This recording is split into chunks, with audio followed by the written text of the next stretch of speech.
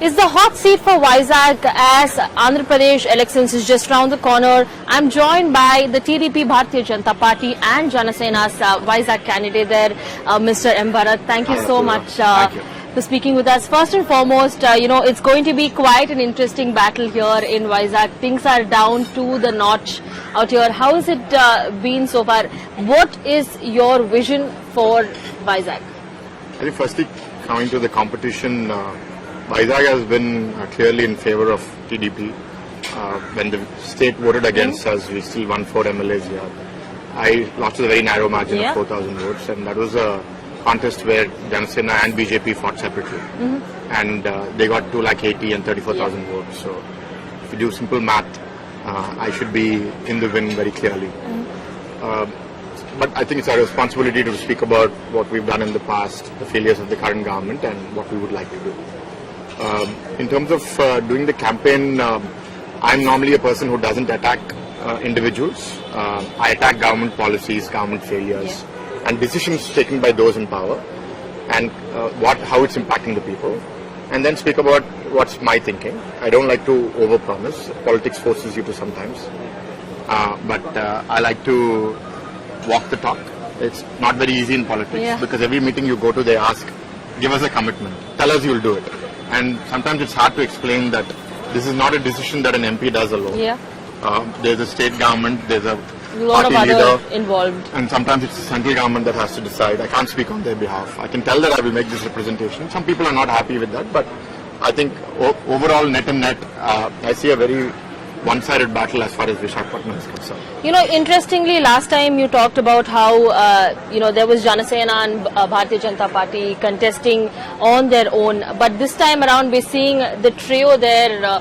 Do you think this is going to be an unbreakable trio, especially a change that the people of Visakhapatnam need? See, this has become a historical necessity. We've seen a situation where all institutions in the state are floundering and are being destroyed by the ruling government. We don't know if we're living under the Constitution of India. What does the preamble say? It's liberty, equality, fraternity, justice. I can't come out and speak. I'll be put in jail. I can't come out and protest. I'll be put under house arrest. I can't speak for somebody else because then they will target me with my caste. I can't speak up for justice because the police officer is doing whatever the party wishes. So in such a case, when the machinery is being diluted and officers are being morally compromised, it's important that we protect the state from such an evil force is our stand. And in such a situation, to put our selfish interest as a political party in the front may damage the state. So it's important that we do some sacrifice in the greater good and bring together the forces that are necessary. In particular, joining the NDA and joining the BJP is more from the purpose of ensuring that we have support in the government tomorrow. We have a state that has grown from about 3.5 lakh crores debt to now over 10 lakh crores. In a matter of 4.5 years. We are unable to pay salaries. So I can thump my chest, I can win the election, but tomorrow how am I going to govern? How am I going to bring investments here? How am I going to provide incentives for new investments? I need the support of the central government. YSRCP has put us in such a place where I cannot survive independently. I need the support of the central government. And that's the reason that's necessitated us to look at the NDA as a strong ally for us in the future. Interestingly, Vizag has been a bit of a controversial, assembly constituency, be it when it always comes down to talking about the rightful capital of Andhra Pradesh. We've seen Vizag, we've seen Amravati and 2-3 other names there in the central list as well. According to you, what do you believe and the party believes should be the capital of Andhra Pradesh? We still, ever since the bifurcation, we're still waiting for the question mark answer of which will be the capital for Andhra Pradesh. See, the debate in 2014 after the government was formed is two things. One, where should it be located and how is it going to do justice to all members of the state? And the other, how should we focus our development plan? As far as governance is concerned, we want it to be centralized. We want it to be in one city. So we want the executive, the legislative, the judiciary, everything to be in one place. And that's why we thought Amravati is equidistant from Ichapuram, Tilkupam, and hence made logical sense to be located there. But as far as development is concerned, we don't want to do some of the mistakes of the past and concentrate everything in Hyderabad. Now we said we want manufacturing to be done in Anantapur, We want paper industry to come in Prakasham. Yeah. We want electronics to come in Chittor and Tirupati. We want soft IT services to come up in Amaravati and in Visakhapatnam. We want Visakhapatnam to be the fintech valley. The current ruling party is experimenting with a model that has never worked anywhere. They are quoting South Africa, but the South African government themselves are saying that we don't want 3 capitals anymore. And if you claim that you are not rich enough to build 1 capital, how do you have money to build 3? It's a farce. You want to kill Amaravati. Why do you want to kill Amaravati? Because you believe that the community of the Kamma community that belongs to that region is going to dominate state politics. That's not going to go away just because of you changing the capital. Yeah.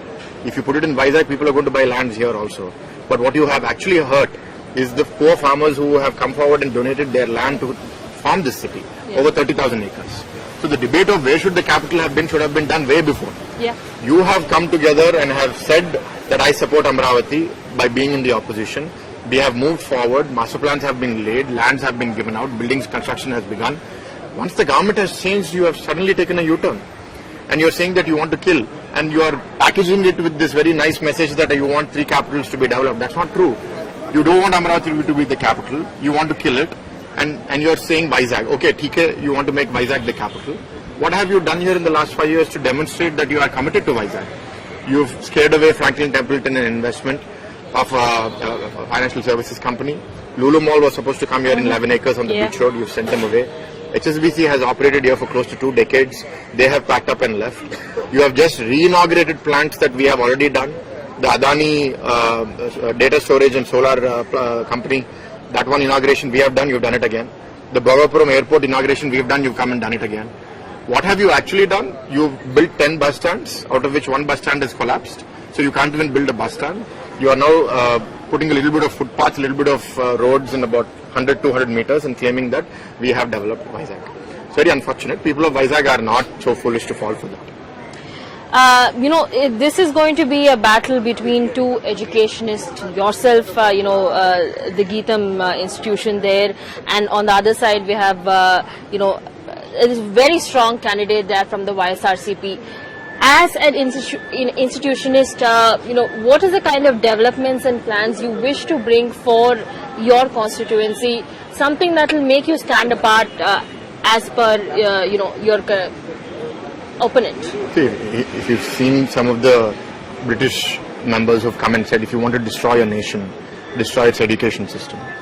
And our historical education system that we've inherited from the British has been made to make people as employees or quote-unquote slaves. We are trying to get out of that British hierarchical environment and create a holistic education system that used to exist in our Gurukul Paramparya. So, education system has to shift. The traditional teaching models have to change. And as an educationalist, what do we learn? That change doesn't happen overnight. If you want to educate a child, it takes 15 years, 20 years to bring a very strong moral citizen who's going to help build the nation. So I don't expect for me to achieve anything in 1 month or 6 months.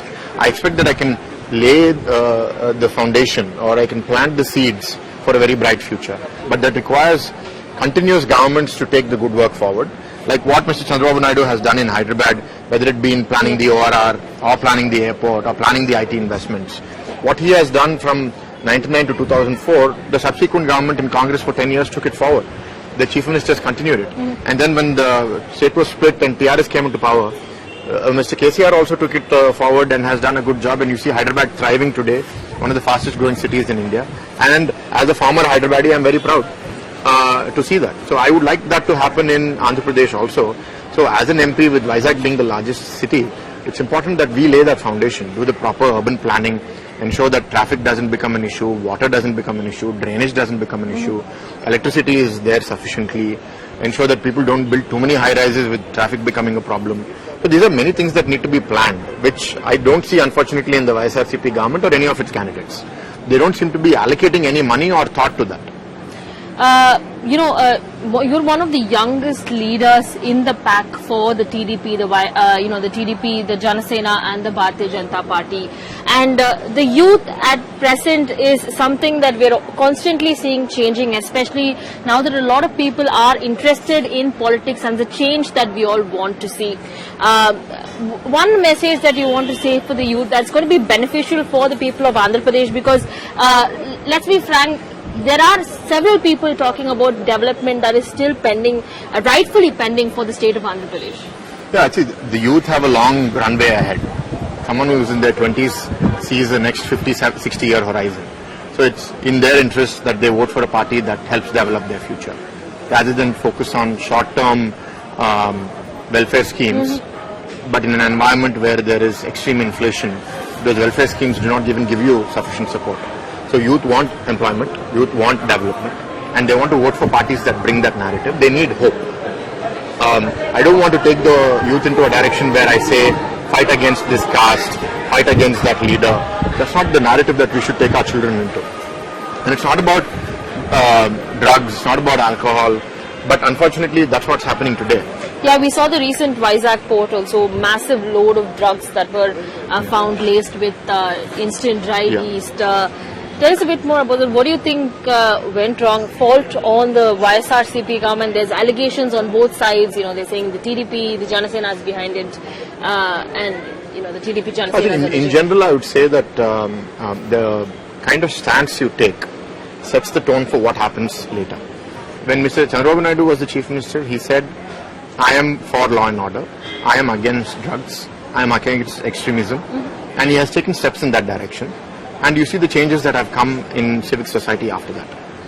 When the leader itself does not take that stance, you see proliferation of many different kinds.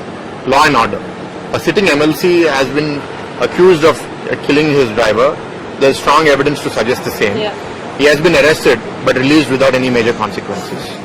There's a doctor here who cried for COVID masks. He was harassed so much by the ruling party that it came to a position where he committed suicide and he passed away. So people are afraid. There's no law and order. So because of that, it's very natural for somebody who's in the drugs mafia to feel Vizag is a place or Andhra is a place where I can get by because I can buy people.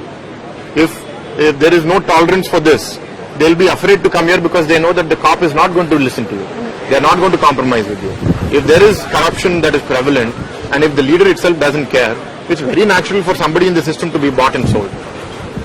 So that is what we're saying. It is not about one particular instance of something being caught in the Vizag port or something being caught in the Kakinada port. It's not that. It is a series of events that tell you what is the position of law and order in this state. A last and a final question to you. Have you believed that this is going to be the step forward for the people of Andhra Pradesh? This alliance, the India alliance, there's been a lot of talks back and forth, and finally it is fruitified to a success where the Telugu Desam Party, the Bharatiya Janata Party and the Janasena Party are going forward with a massive alliance. Do you believe this is going to be the rightful change? Because one side we have Chandrababu Naidu, the TDP chief and the former chief minister, they are calling it as what used to be once a very fruitful land has now turned into a drug-laced mafia that's the image that... Do you think this is an image? Not just this, it's also, I think the global investor community is very, very disappointed with the state. We used to visit, every time we get the opportunity, we go to Davos and pitch our state and compete with other states in India, and our state has gone once and not brought anything out of that. We've cancelled the power contracts within the first year of coming into power. We've created so much negativity for the global investor community that nobody wants to come and touch us. And that is very unfortunate because billions of dollars have been invested and people want to pull out their money and then they go and tell 100 people that don't go to Andhra. So I think even if we come into power, it's very difficult to go convince people that... So you do believe that there's been some kind of messaging that has impacted Andhra Pradesh investments and whatnot in the wrong way? Absolutely. See, I think if you ask it is a simple matter of power is an example. Recently, court has given a verdict that what you have done is illegal to the government and to the distribution company. Pay up 30,000 crores of dues that you've accumulated. So I'm actually one of the sufferers of that because my family has a 3.5 megawatt solar power plant. We had a 6 rupee PPA, but they said they want to pay us only 2.5. Take it or leave it. So, are we Gundaraj are we living in Gundaraj or what? So yes, it is a serious problem. I strongly believe it. The investors believe it. But we have to change that narrative. We are very determined to do it. We will be very honest. We will request people to come. I'm not sure who will come from outside. But I am sure that people within Andhra, people within Telangana, people within India will have more belief in Indian investment. Yeah. International investors may not come immediately. But I think once they see stable governance, slowly people will come back. And at the end of the day, investors want profit and they want stability. Clean Andhra and fruitful Andhra is a message. Absolutely. We will work on that and we will develop that. And the reason for us coming together is, see, 4.5 years we fought alone against this draconian government. And the entire force of the institutions of the state government have been on us. The university that I lead was attacked in the middle of the night. They broke over 100 meters of our boundary wall on land that we have applied to the government for regularization and allotment 17 years ago. The government has agreed to give it to us. If the government chooses not to give it to us, it's as simple as sending a letter, we don't want to give it to you. No reason to come like gundas with 100 police in the middle of the night on Dasara to come and attack us. And that, what kind of signal does it send? So we fought alone. It's been a very difficult journey. But we must appreciate Mr. Pawan Kalyan, who's for the last 2 years, 3 years has been saying that I will not let the anti-government vote split. But that has fertilized into an alliance that he announced in October of last year. Joining BJP was not on the cards. But when we see the position of the state, the debt that we are in, us both, Janasena and TDP contesting and winning will be insufficient if we don't get the support of the centre tomorrow. And with such a strong BJP-led government in the government of India, we need their support in the future, whether to take care of this debt, to bring future investments on any policy-related matter.